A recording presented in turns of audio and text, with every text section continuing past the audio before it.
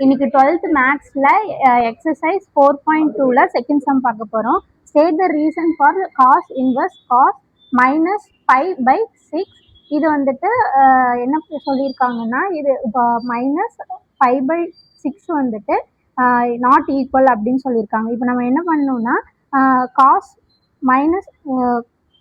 Minus இன்வெர்ஸில் இதை எடுக்கும்போது நம்மளுக்கு இதோட ஃபார்முலா வந்துட்டு இது பண்ணோம்னா cos minus theta equal to cos theta அப்படின்னு வரும். இதில் வந்துட்டு இது வந்து கொஷின்லேருந்து இப்படியே எடுத்து எழுதணும்னா, கொஷின்லேருந்து எடுத்து எழுதும்போது இது வந்துட்டு காசு இன்வெர்ஸாக மாறிடும். காசு இன்வெர்ஸாக வரும்போது இந்த மைனஸ் இந்த பக்கம் வந்துடும்.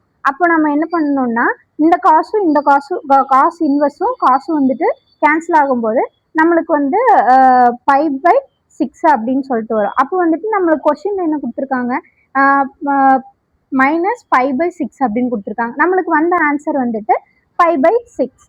நம்மளுக்கு மைனஸ் வராதனால இது வந்துட்டு நாட் ஈக்குவல் அப்படின்னு சொல்லிட்டு ப்ரூவ் பண்ணிட்டோம்.